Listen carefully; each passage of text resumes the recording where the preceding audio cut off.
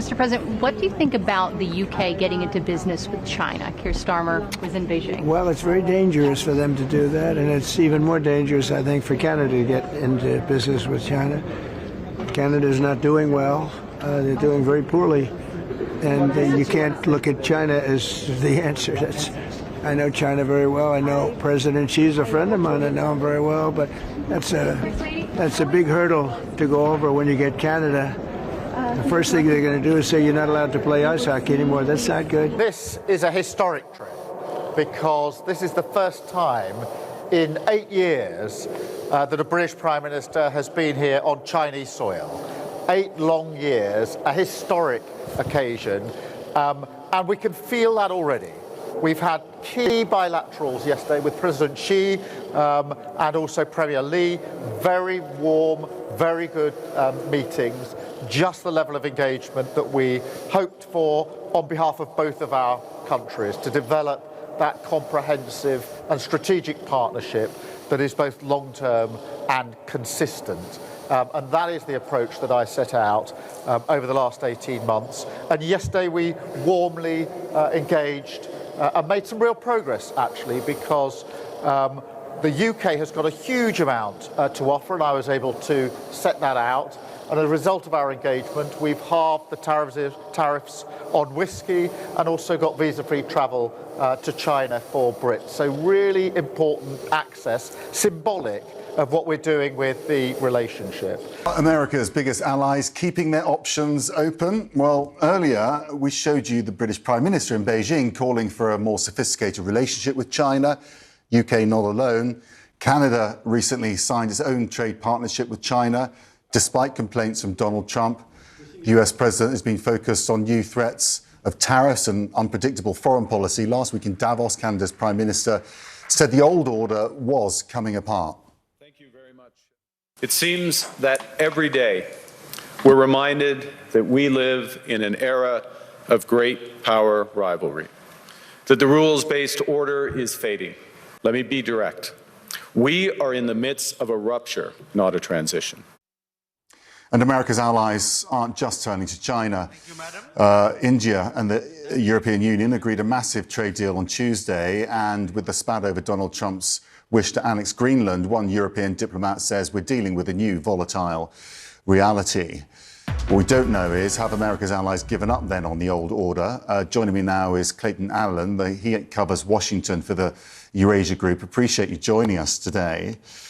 I think the India-EU deal was very interesting because they've been talking about that for 20 years, and both sides said it happened now because of issues with trade with America. So that's a really strong example of the reaction amongst allies to what America's doing. They're basically coming closer together themselves. I would absolutely agree with that. I think that you've seen that across a number of different dynamics post-Greenland. Greenland and Trump's ambitions for control, I think, took concerns over U.S. unpredictability and untrustworthiness from the theoretical to the practical for a number of global leaders in Europe, Asia, and beyond. The EU-India trade deal, the Canada-China trade deal, and certainly the increasing openness that we're seeing from European capitals towards Beijing are all different expressions of that same concern. Yeah, so Starmer, who's in Beijing right now, under huge pressure from some of the opposition parties, for example, saying, you know, the Secret Services have described China as one of the main security threats. But Starmer pointing out that this is a major ally, economic ally, that we need to work with. And there is a compromise there, but we need to move ahead with it. And obviously, the weakening ties with America play into that. That's exactly correct. I think that what you're seeing is, in certain circumstances, I think it's a combination of the middle powers, as Carney put it, combining their forces to try to offset U.S. interests. In others, it's single major powers, the UK, Germany, and others, looking for economic relation with China, or at least stability, because they see the U.S. as potentially a less predictable economic partner, even taking away the security discussion. Tariff threats of trade barriers, unpredictable direction on any number of negotiation fronts. all of those reinforce the need for, if not an opening to China on the part of European allies, at least an effort to maintain stability there.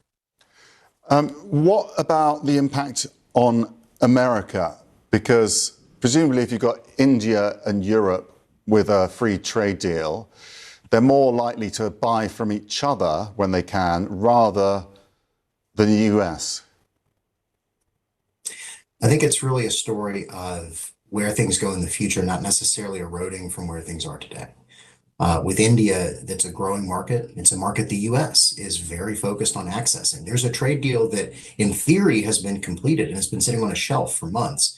It hasn't been finalized because of last minute demands from the US side around weapons purchases and reduction in Indian purchase of Russian crude.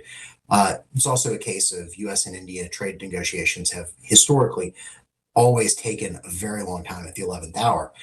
But the US is trying to access that same market. I think that's a clear reflection of where the US sees potential demand growth, potential economic growth, growth in FDI, and certainly the Europeans are now better positioned, at least as of today, to take advantage of that. Is there something in the fact that China now looks so stable compared with America? And if you're going to sign long-term deals, you'd rather do it with a nation which is really strategic with a really long-term goal than one, you can't even predict from day to day. I'd be careful about over-ascribing stability to China or framing the deals that have been struck as very long-term binding commitments. Look at the Canadian agreement. To call this a sweeping free trade agreement, I think massively overstates the import of it. It's more an effort to ease marginally some of the restrictions and some of the measures that have been taken, especially during the Biden administration, to try to close off Chinese access to Western markets. That marginal relaxation does not a free trade agreement make. So I think that we're yet to be at the point where you can say definitively, oh, China's this much more stable, much more strategic partner. No, it's just a partner, or it's just a market at this point that seems to have more immediate stability. I think long-term, the picture for China, the questions about their own economic growth, the sustainability of that, and certainly the impact of domestic fiscal stimulus within China all raise questions about their ability to continue to fill the role of a good trade partner or a productive one.